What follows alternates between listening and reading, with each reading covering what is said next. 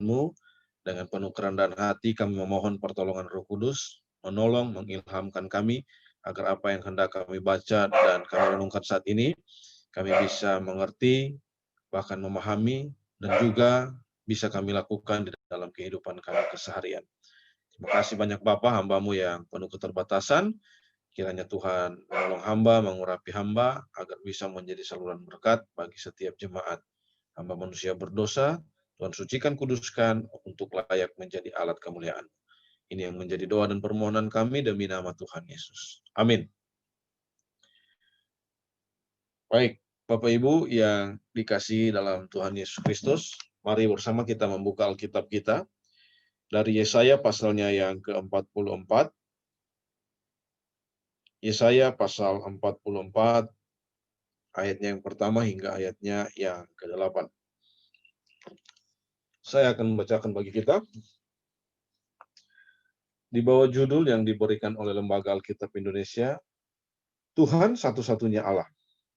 Tetapi sekarang dengarlah, hai Yakub, hambaku, dan hai Israel yang telah kupilih.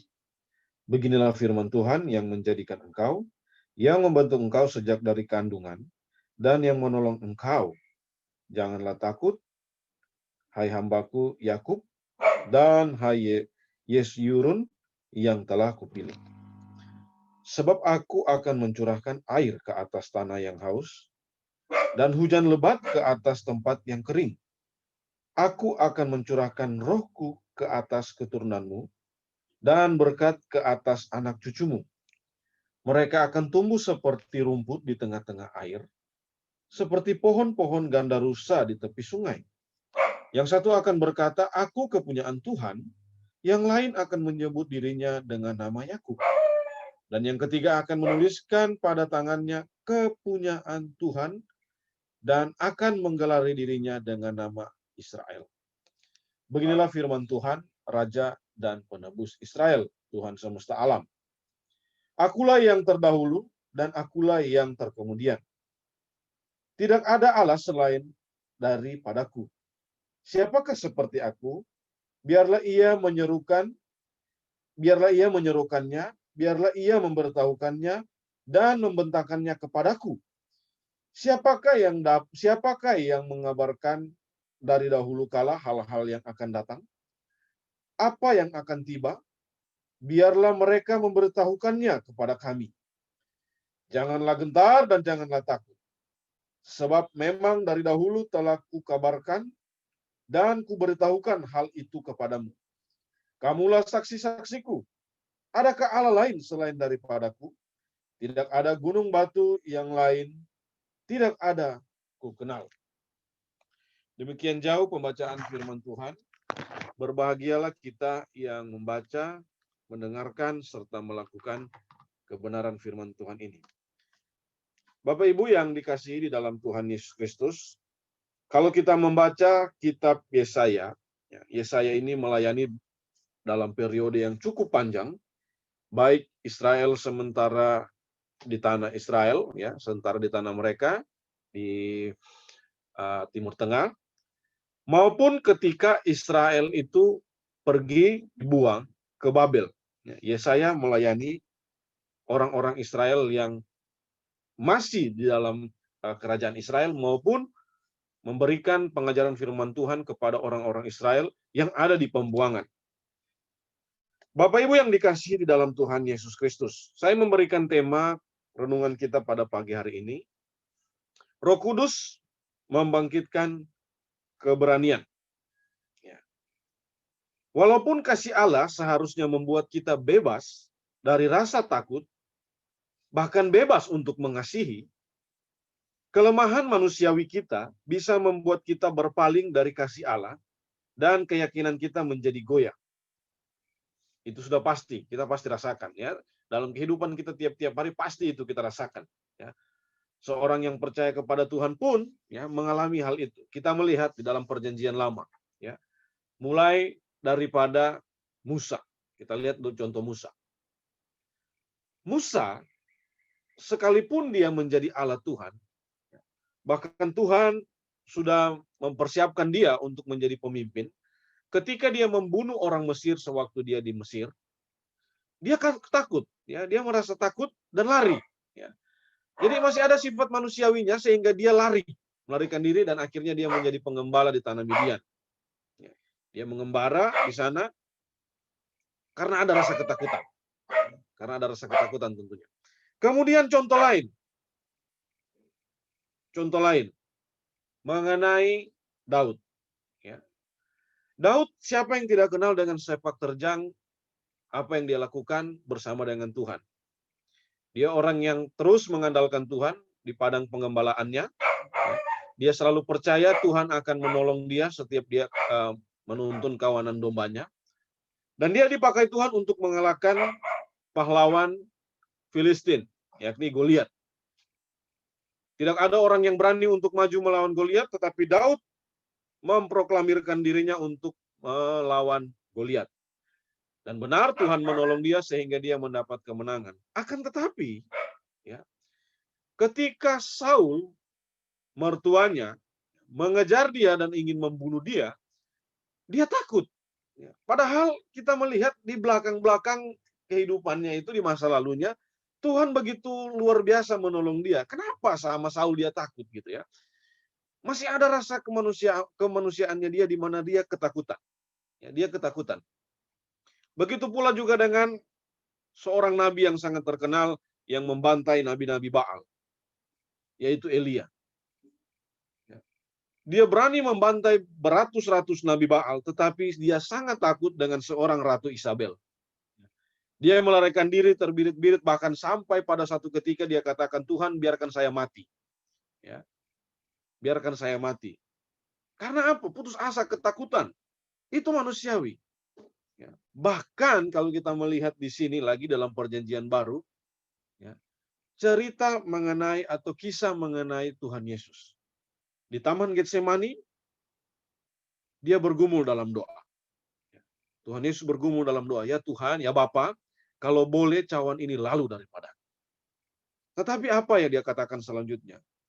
Tetapi bukan kehendakku, melainkan kehendakmu yang terjadi.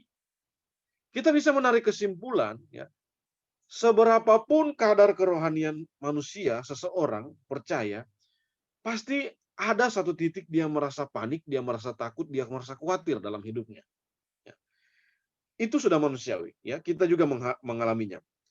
Oleh karena itu, Bapak Ibu yang dikasih Tuhan, kita membaca firman Tuhan hari ini.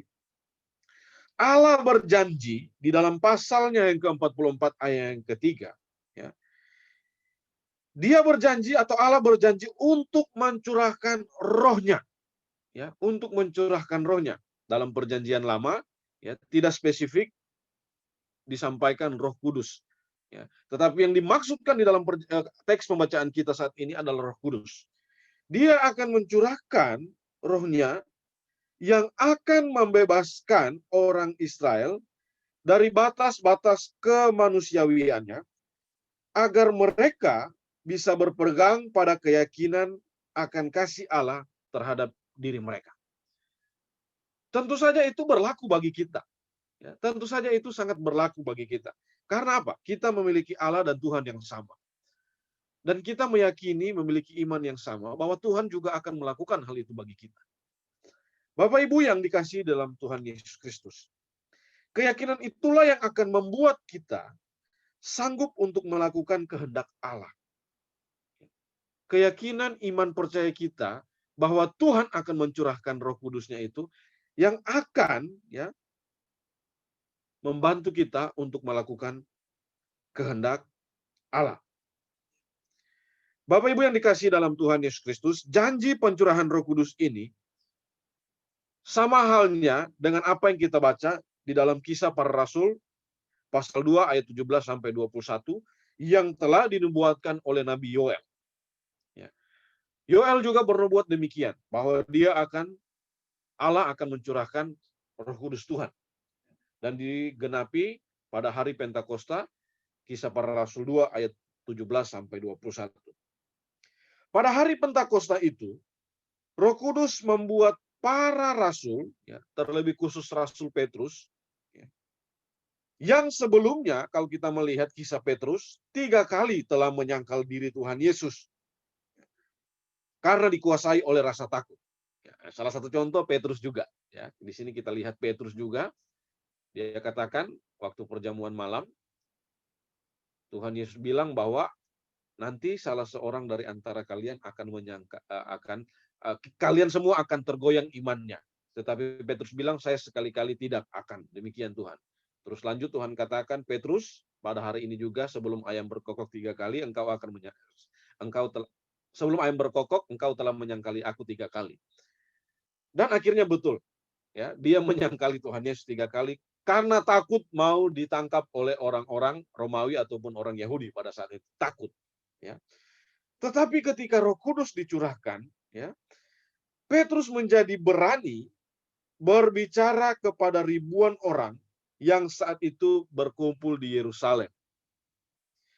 Alhasil, ribuan orang menjadi percaya sehingga jumlah orang yang percaya kepada Tuhan Yesus pada hari Pentakosta itu bertambah kira-kira 3.000 jiwa.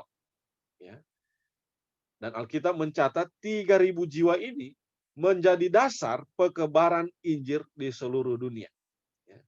3.000 jiwa ini. Kita membaca kitab Roma. Sebelum Rasul Paulus sampai di kota Roma, sudah ada jemaat yang ada di Roma.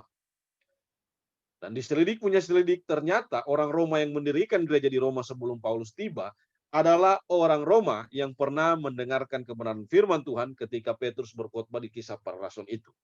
Ya, karena ditulis di situ ada banyak nama daerah-daerah tertentu yang datang berkumpul di Yerusalem. Ya, termasuk orang-orang dari Roma.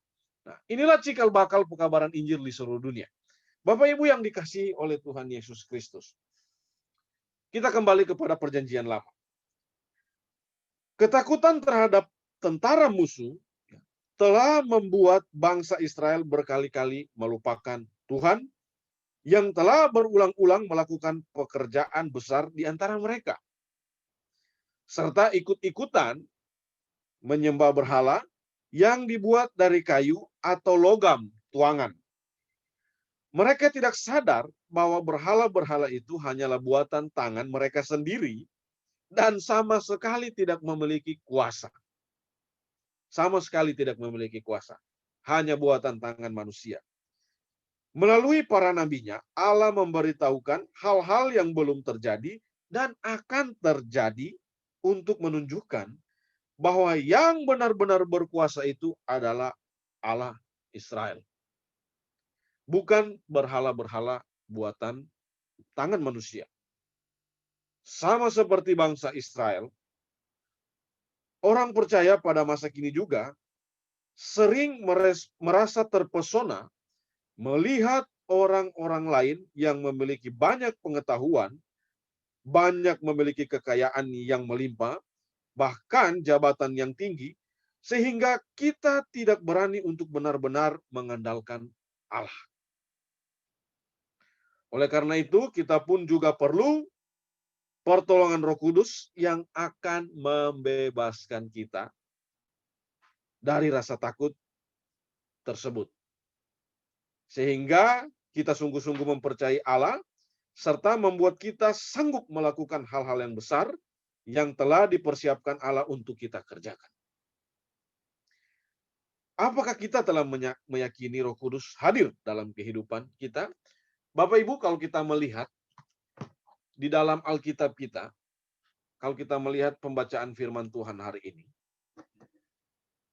kita diajarkan supaya tidak takut, sekalipun rasa takut itu ada. Kita diajarkan untuk tidak takut, sekalipun rasa takut itu ada. Mengapa kita harus berani atau tidak takut? Ya. Kita melihat di ayatnya yang pertama tadi, di Yesaya pasal 44, ayatnya yang pertama. Alasan mengapa kita harus berani atau mengapa kita harus percaya kepada Tuhan. Yang pertama adalah orang Israel memiliki hubungan yang erat dengan Tuhan. Bagaimana kita bisa tahu di ayat yang pertama orang Israel memiliki hubungan yang erat dengan Tuhan atau dengan Allah? Di sana dikatakan bahwa, tetapi sekarang dengarlah hai hambaku Yakub. Ya, kata hamba sudah banyak kita dengar tentang kata hamba ini. Ya, hamba di dalam konteks Perjanjian Lama atau konteks Alkitab, ya, hamba tidak memiliki hak atas dirinya, hak hidup atas dirinya, bahkan apapun yang dia miliki dia tidak memiliki hak, melainkan dimiliki oleh tuannya. Artinya bahwa hidup kita ini bukan milik kita, dan itu sudah kita ketahui. Hidup kita ini adalah milik Tuhan. Kapanpun Tuhan mau, dia bisa pakai. Kapanpun Tuhan mau, dia bisa panggil. Ya. Kita tidak punya hak atas hidup kita. Dia mau pakai kita, ya, dia mau hukum kita, itu adalah hak prerogatif dari Allah. Ya. Artinya kita ini, ya, punya status kepunyaan Allah. Ya, status kepunyaan Allah. Yang berikut masih ayatnya yang pertama, kita memiliki hubungan erat dengan Tuhan.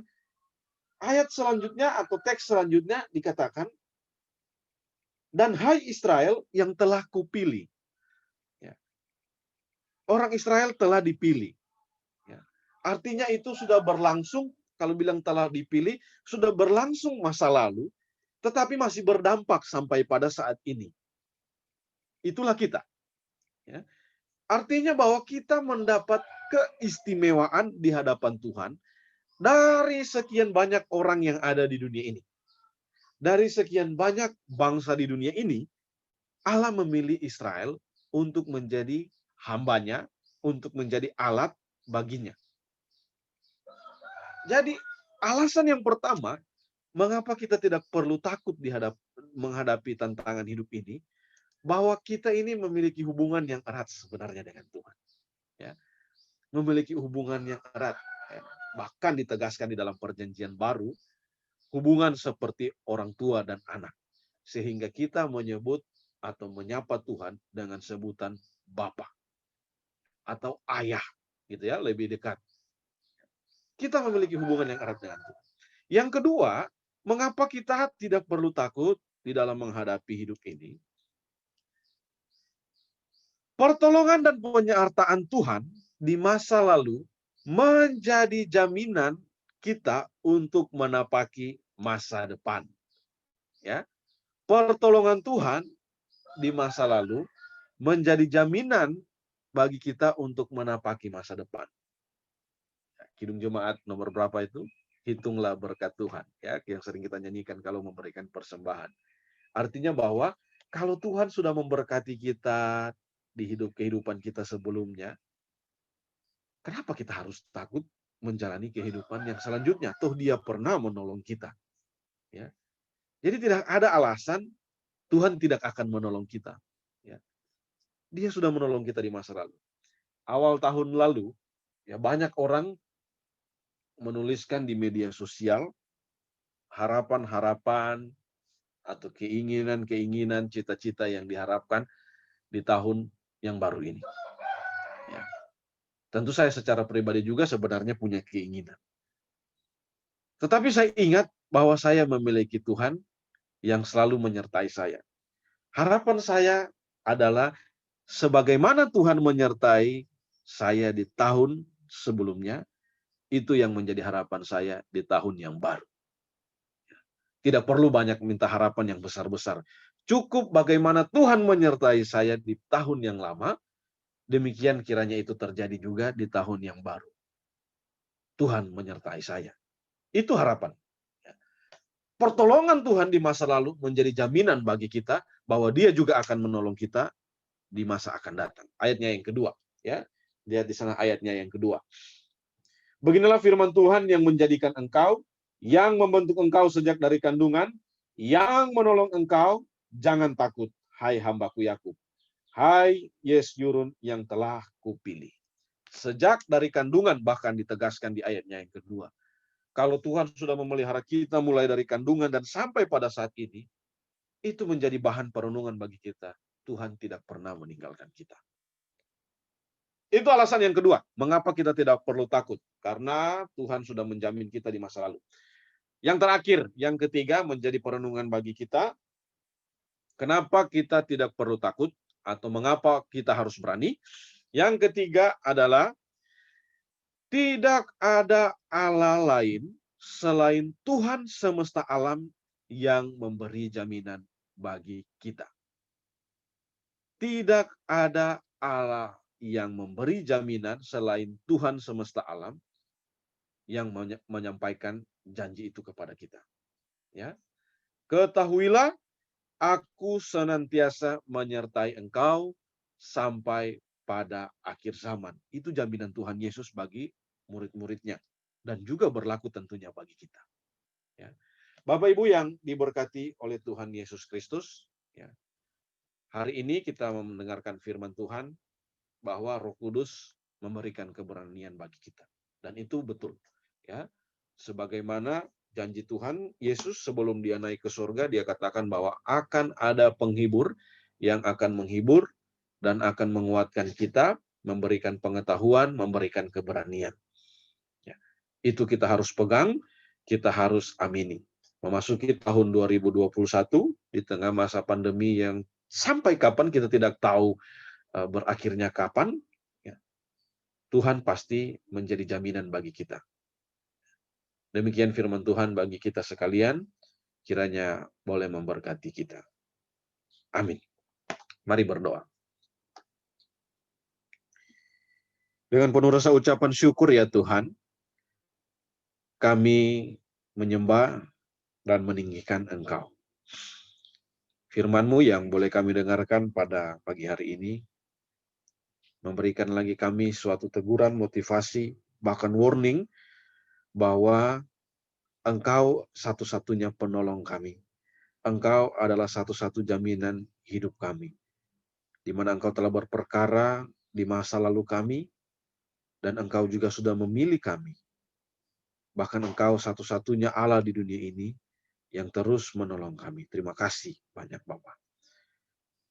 Hamba mau berdoa untuk jemaat GKRI Koinonia dalam pelayanan yang ada.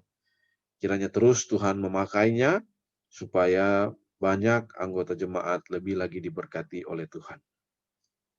Kami percaya Tuhan bahwa masih banyak dari antara kami anggota jemaat yang memiliki kerinduan hati untuk mencari hadirat Tuhan. Untuk itu, kami mau berdoa, Engkau pakai gereja ini untuk menjadi saluran berkat rohani bagi setiap anggota jemaat yang ada. Ya Bapa di surga, kami mau berdoa supaya Tuhan menolong kami, melindungi kami, menguatkan kami di saat-saat pandemi yang masih sedang berlangsung. Ada rasa ketakutan, kekhawatiran dalam hidup kami. Untuk itu kami mohon kiranya Tuhan yang meneguhkan, menguatkan kami. Terima kasih banyak Bapa. Inilah yang menjadi doa serta ungkapan syukur kami yang kami naikkan demi nama Tuhan Yesus yang telah mengajar kami berdoa bersama-sama. Bapa kami yang di surga, dikuduskanlah namamu. Datanglah kerajaan-Mu, jadilah kehendak-Mu di bumi seperti surga. Berilah kami pada hari ini makanan kami yang secukupnya. Dan ampunilah kami akan kesalahan kami, seperti kami juga mengampuni orang yang bersalah kepada kami. Dan janganlah bawa kami ke dalam pencobaan, tapi lepaskanlah kami daripada yang jahat. Engkau yang punya kerajaan, dan kuasa, dan kemuliaan, sampai selama-lamanya. Amin.